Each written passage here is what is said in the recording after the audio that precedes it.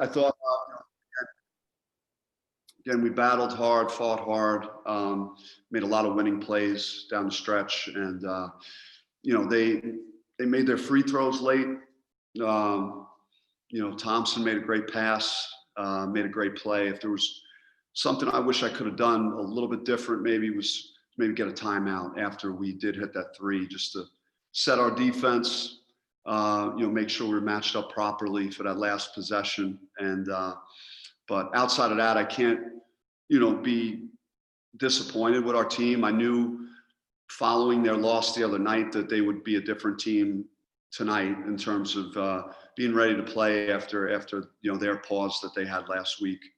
Did some nice things out there tonight. Our assist to turnover ratio was maybe the best that we've had since I've been here. Just 22 assists and 4 turnovers was pretty good stuff. So overall, I was very happy. No, it's not the result that we wanted. Open it up to questions using the raise hand function for Coach. Start off with Nick. Bobby, I know you said you wanted, in retrospect, might have called a timeout there at the end. What did you see that happened? Was it just kind of scramble defensively, someone out of place? Well, when the ball was inbounded to Thompson, I told Holland that I wanted him to support Marcus, I believe was on Thompson, and we made that switch, and I thought it was beneficial. Throughout the second half, Thompson was posting us a lot, and we went to Marcus, and he kind of negated that there in the second half. But knowing the player he's been, just wanted to try and see if we get the ball out of his hands and someone else beat us. And unfortunately, I'm gonna have to look at the play again, to see where our other 3 defenders were, but we didn't protect the lane properly. And that's why in those scramble situations, sometimes you don't call a timeout and it works in your favor. We had games last year that played out that way, and tonight it didn't work in our favor. Ode. Bobby, I know that shooting overall for your team wasn't really an issue, but do you feel like the struggles from 3-point, even though there's some big threes in the end, was that still a good shot selection when you watch the game? Well, I mean, it's I don't expect Remy to go I believe he's 0 for 8 from 3 too often. That's not what he's been over his whole career, and but he did some really good things down the stretch. His clutch free throws, I think he was 8 assists, no turnovers.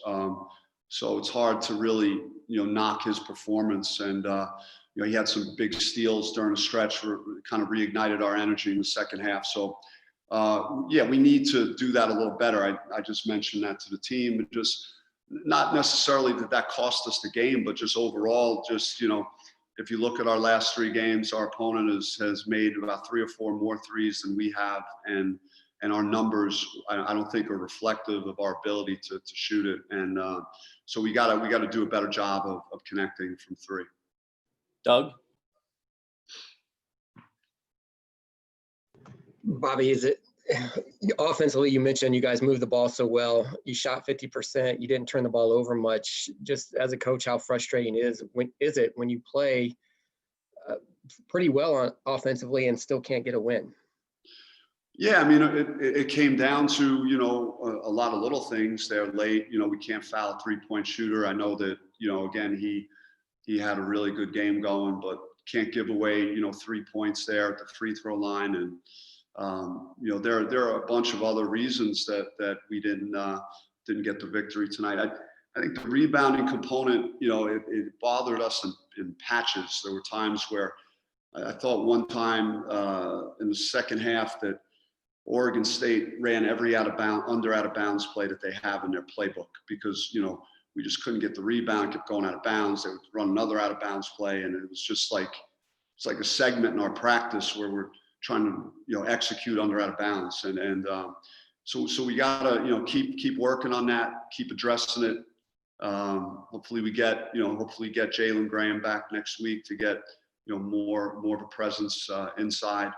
To free up the guards a little more to be who they are. Chris? Bobby, what's your thoughts about just the emotional kind of vibe within the team? Just losing some tough games, not being able to be full strength for a month on end, and some of those other aspects.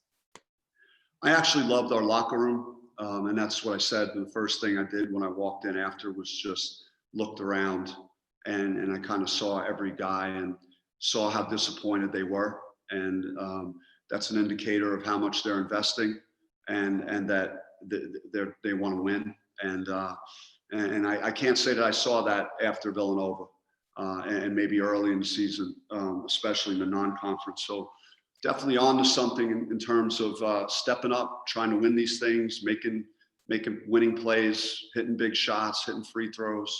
We just, we didn't do enough of them here in this game. Carson? Hey, Bobby, I know that you touched on the ball movement, but how encouraging was that going forward, and how do you keep that going? It seemed like specifically, Zoe really had his head up and was looking to find guys all day long. So how do you guys keep that same mentality going forward? I think you just, you get to the film and you really chop it up and you show these guys just, what could happen if we're really, focused on moving the ball and making the right pass at the right time. And, it's the most dunks we've had in a game. I can tell you that for sure. Just our movement off the ball was very good. Chris was rolling well to the rim, and Marcus had a few, and Josh had one in the first half. So we were able to take advantage of our athleticism because the willingness to pass, and also the guys, moving without the ball, pretty selfless with their movement and their energy. Michelle? Yeah, Coach, Remy's body of work has been so good over his time here. Do you think it's just a matter of him getting in game flow offensively just because he's missed a few games and then you didn't play for a while? So maybe just him getting in a rhythm and playing a few games? Yeah, I mean, certainly you'd have to ask him that question and about how, with his three-point shot. But I thought the other parts of his game were, he didn't miss a beat, and it's probably as good as he's done this year at, getting his teammates the ball and had 8 assists and no turnovers. And he had that look like that I've seen so many times here, last 6-7 minutes of the game, where he wanted the ball, wanted to make plays, got to the free throw line, made his free throws. And so he was out there doing everything he could to win. And that's the guy that I've had the last 3 years. A few more questions. Amir? Yeah, Coach, I noticed you guys, you were 2 for 11 from behind the arc in the first half. Was there an emphasis from you at halftime to probe inside a little bit more, get a little bit more in the pick and roll? Well, I think we let our offense work a little more, let it breathe a little bit, move the ball a few times before we were able to try and penetrate and kick. And the back cuts were very effective, as you might have noticed. And again, our rolls to the basket, guards were doing a good job of interior passing and finding Chris Austin.